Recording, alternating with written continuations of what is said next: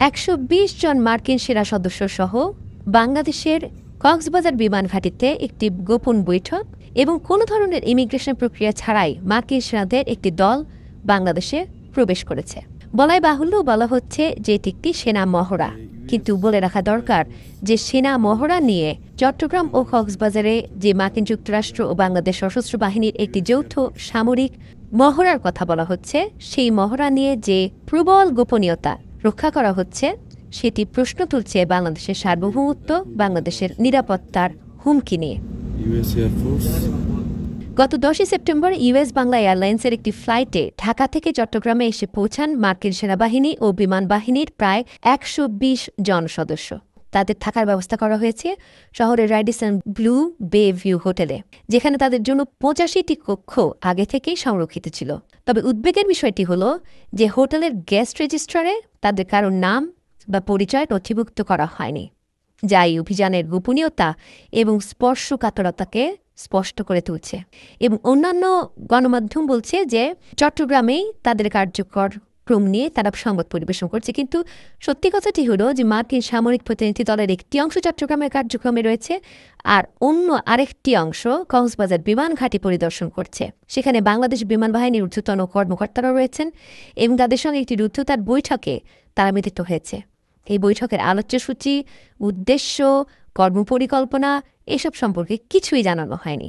এবং কক্সবাজারের এই কৌশলগত গুরুত্বপূর্ণ বিমান ঘাঁটিতে মার্কিনীদের এই গোপন তৎপরতা এবং এই মহড়ার উদ্দেশ্য নিয়ে অবশ্যই নানান ধরনের প্রশ্ন তৈরি হয়েছে। এই মহড়ায় অংশ নিতে আসা মার্কিন সেনারা কোনো ধরনের ইমিগ্রেশন প্রক্রিয়া অনুসরণ করেননি। মার্কিন সেনাবাহিনীর একটি নিজস্ব পরিবহন বিমানে করে তারা সরাসরি যুক্তরাষ্ট্র থেকে বাংলাদেশে অবতরণ করেন এবং তাতে কোনো পাসপোর্ট পরীক্ষা করা হয়নি। একটি স্বাধীন সার্বভৌম দেশে ভিন্ন দেশের সেনা সদস্যরা যদি আসেন, তাহলে কেন তাদের কোনো পরিচয়, পাসপোর্ট ইত্যাদি যাচাই বাছাই করা হবে না, এবং কেনই বা হোটেলের নথিতে তাদের কোনো নাম, ঠিকানা, কোনো ধরনের রেজিস্ট্রেশন থাকবে না। 14 তারিখ কক্সবাজার বিমান ঘাঁটিতে মার্কিন ইন্দো প্যাসিফিক কমান্ডের বিমান বাহিনী সদস্যদের সাথে বাংলাদেশ বিমান বাহিনীর উচ্চপদস্থ সদস্যদের একটা সভা অনুষ্ঠিত হয় এবং রাতের বেলা মার্কিন বিমান বাহিনীর কর্মকর্তারা কক্সবাজার বিমান ঘাঁটি পরিদর্শন এবং পরীক্ষা নিরীক্ষা করে। এই মহড়াটি এমন এক সময় অনুষ্ঠিত হচ্ছে যখন মার্কিন যুক্তরাষ্ট্রের সঙ্গে বাংলাদেশের সম্পর্কের একটা টানাপোড়েন চলছে। এবং আপনাদেরকে মনে করিয়ে দেই যে গত 31 আগস্ট ঢাকার ওয়েস্টিন হোটেল থেকে টেরেন্স আরওয়েল জ্যাকসন নামে এক মার্কিন স্পেশাল ফোর্সেস কমান্ড কর্মকর্তার রহস্যজনক মৃতদেহ উদ্ধার করা হয়।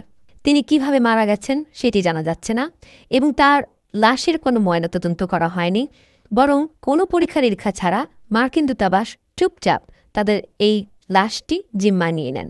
বলা হয় যে এই টেরেন্স আরওয়েল জ্যাকসন বাংলাদেশি সেনাদেরকে প্রশিক্ষণের দায়িত্বে ছিলেন। কিসের প্রশিক্ষণ, কোন প্রশিক্ষণের দায়িত্বে ছিলেন? এর আগেও অপারেশন প্যাসিফিক এঞ্জেল বা টাইগার লাইটনিং এর মতন মহড়া বাংলাদেশে অনুষ্ঠিত হয়েছে এবং দুই পক্ষের সশস্ত্র বাহিনীর মধ্যে কার্যক্ষমতা বৃদ্ধির উদ্দেশ্যেই এই মহড়ার আয়োজন ছিল বলে জানানো হয়েছে। কিন্তু এবারের মহড়ার প্রকৃতি এবং গোপনীয়তা অতীতের সবকিছু ছাপিয়ে গেছে। ভারতের নর্থ ইস্ট নিউজের তথ্য অনুযায়ী এই মহড়ায় মার্কিন বিমান বাহিনীর দুটি শক্তিশালী C-130J সুপার হারকিউলিস পরিবহন বিমান ব্যবহার করা হচ্ছে, যেগুলো কৌশলগত পরিবহন এবং বিশেষ অভিযানে অত্যন্ত পারদর্শী। গত 14 সেপ্টেম্বর একটি মিশরীয় বিমান বাহিনীর পরিবহন বিমানও চট্টগ্রামের শাহ আমানত আন্তর্জাতিক বিমানবন্দরে অবতরণ করে, যেটি এই অঞ্চলের সামরিক তৎপরতা বৃদ্ধিরই ইঙ্গিত দেয়।